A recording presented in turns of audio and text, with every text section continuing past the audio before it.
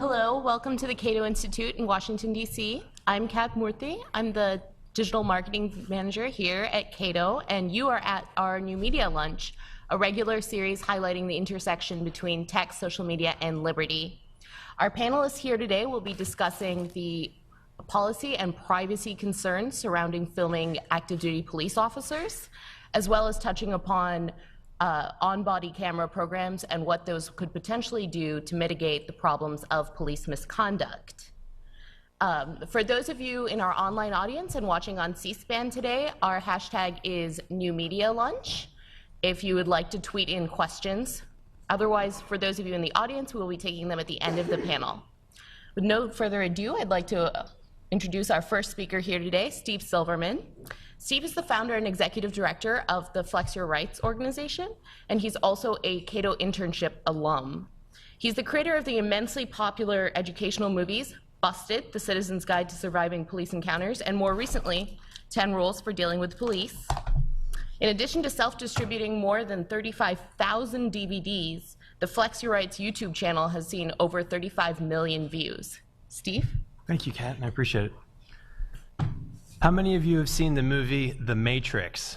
By a show of hands. Okay, pretty much everybody. Good. So what I want to try to do is the same thing with you that happened to Neo. Do you remember when he said, "I know Kung Fu," after they uploaded the Kung Fu program into his brain? Well, like I said, I want to try to do the same thing with you, but what I want is for you to say, "I know how to record the police." So to do this, I've broken down this into FlexYourRights 5 rules for recording the police. Rule number 1, know the law. And the law is you have the right to openly record the police in public. You'll notice that I emphasized openly, and I'll explain why in a second. This first rule is probably the most important, but it's also the most confusing of the rules because we've all seen videos where people are getting arrested for openly recording the police in public.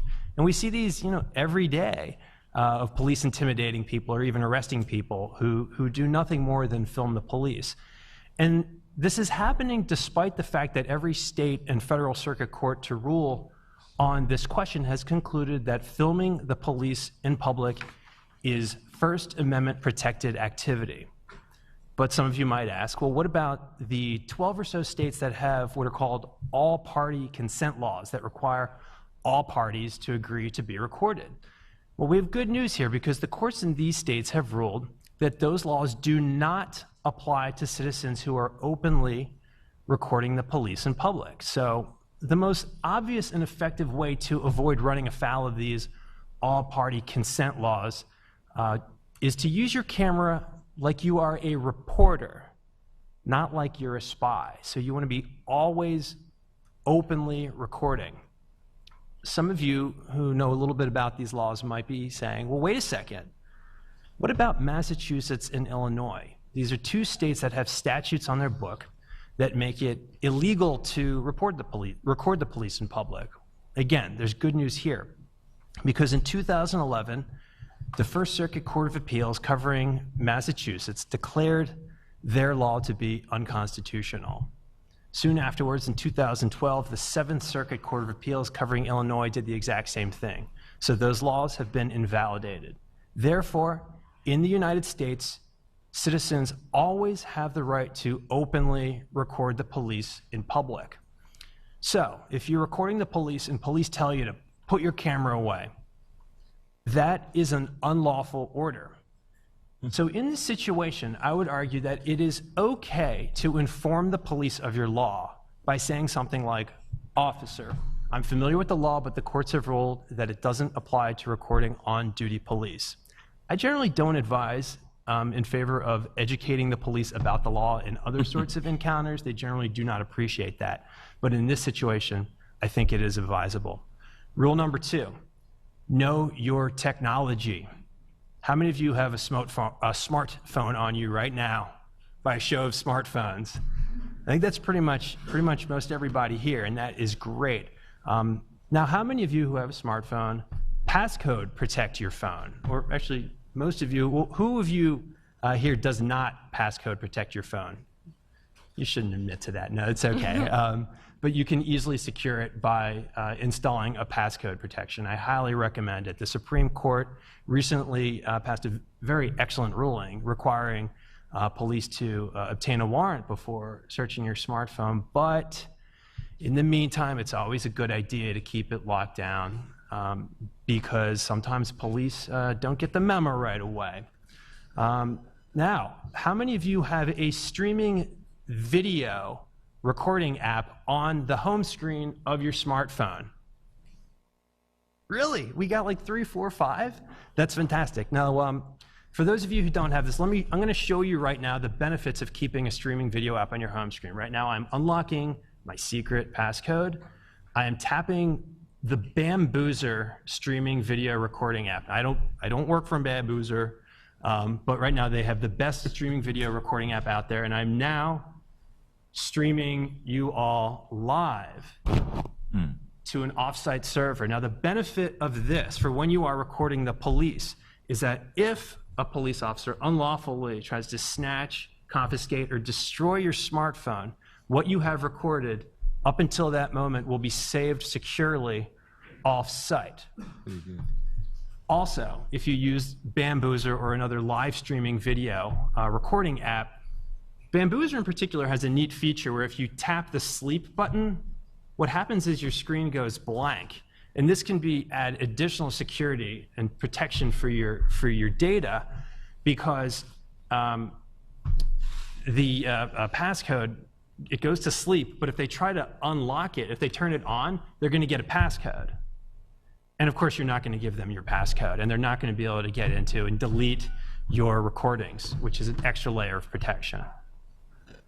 Rule number 3, respond to things cops say.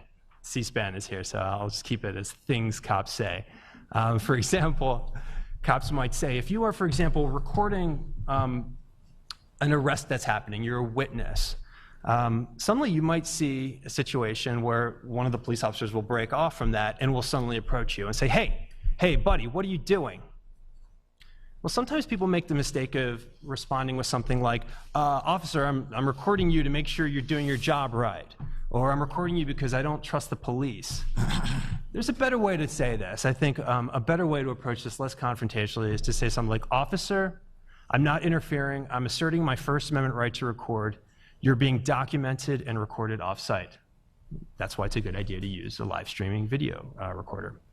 Another thing that cops might say is, hey, please stop recording me. That is against the law.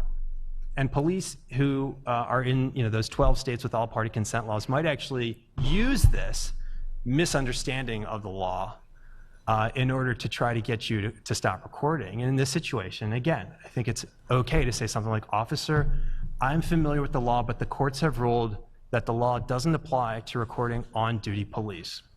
Another thing, officers might scream at you and say, hey, stand back, get back, you're interfering, I need you to step back. A good response to this is to step back. I think it's okay to be a little bit flexible in this situation. Say something like, officer, I'm not interfering, I'm asserting my First Amendment right to record.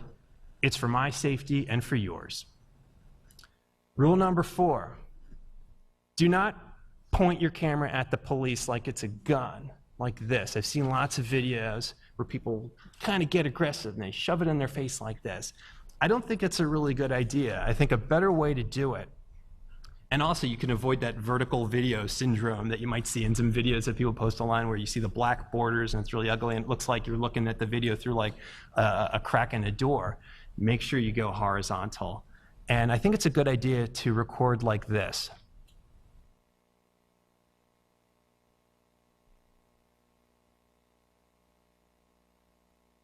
When you hold the phone at waist level, I think it's a lot less confrontational pose, and you can still look at the screen and get a perfectly good shot. You don't have to frame it up like a cinematographer. It's okay if you clip the officer's head in the process, but it's better than pointing your camera like a gun, and you can avoid that vertical video.